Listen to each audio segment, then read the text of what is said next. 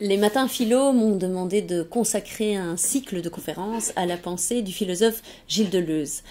Alors Gilles Deleuze, c'est typiquement un philosophe à la fois très connu et en même temps, et pour cette raison-là, en fait, très méconnu ou très mal connu. Pourquoi? Parce que la pensée de Deleuze est une pensée qui est souvent galvaudée.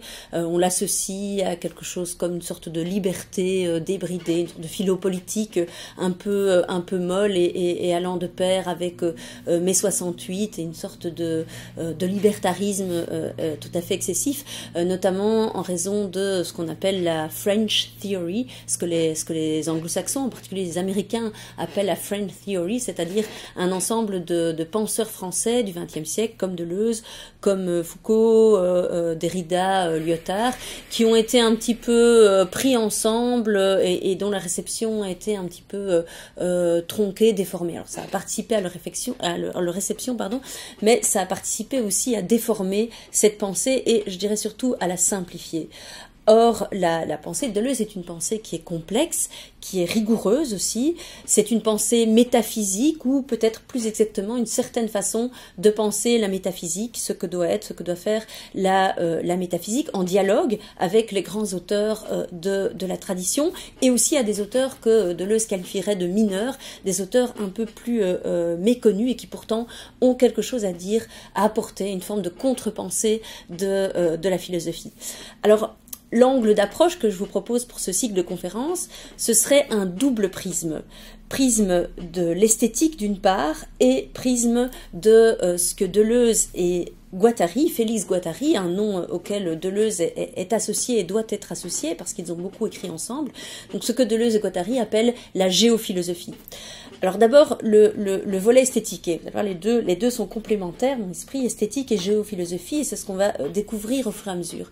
Donc l'angle esthétique, il s'agit de comprendre ou de réexplorer comment est-ce que la philosophie de Deleuze s'est véritablement nourrie d'un dialogue avec l'art et en particulier nous nous focaliserons davantage sur le dialogue avec les écrivains, avec des grands écrivains.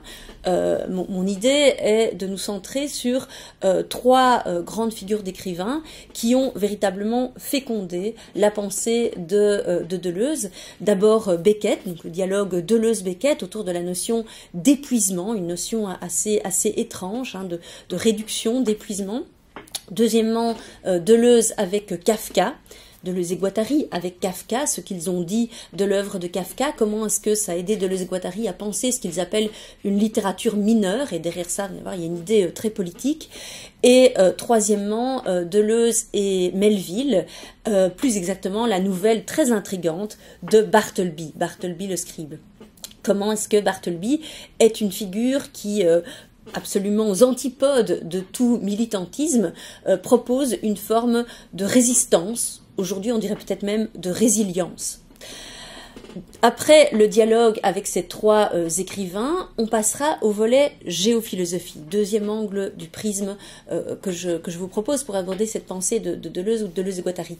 Géophilosophie, c'est-à-dire, Deleuze et Guattari se sont inscrits dans un tournant des sciences humaines, un tournant spatial qui caractérise les sciences humaines dans les années 70 et 80.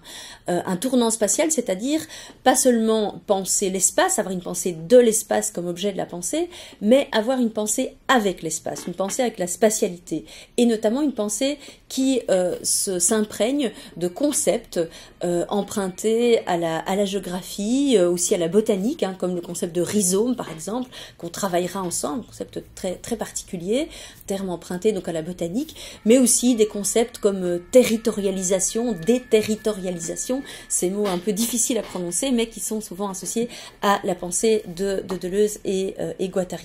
Donc comment est-ce que la spatialité, l'espace, nous aide à philosopher?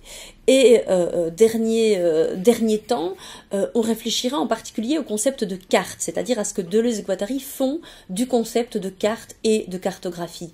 Quel est l'enjeu derrière la carte? Pourquoi est-ce que la carte n'est pas du tout aussi mimétique, c'est-à-dire proche du réel, enfin même donnant une sorte de réel qui serait tout fait, que ce qu'on peut croire à première vue. Pourquoi y a-t-il donc un véritable enjeu esthétique, politique derrière la carte, et comment cette pensée de la carte, ce concept de carte, nourrit la géophilosophie et la pensée en général de Deleuze et Guattari. Et donc c'est ce nouage que je vous propose, ce double prisme entre l'esthétique et la géophilosophie, qui va montrer in fine comment est-ce que l'esthétique est toujours très proche de l'éthique et de la politique. Comment repenser, peut-être moins la politique d'ailleurs, au sens de la vie politique, au sens qu'on entend le plus couramment, les hommes politiques, les partis politiques, le pouvoir politique, mais plutôt le politique, plus que la politique, le politique, comme dit Rancière, c'est-à-dire une certaine pensée du politique comme monde commun, comme vivre ensemble. Comment est-ce que, à partir de l'esthétique, on peut nourrir le politique? Voilà, c'est un peu l'aboutissement du programme que je vous propose pour une des conférences, un des cycles de la saison prochaine, et pour laquelle je vous donne rendez-vous.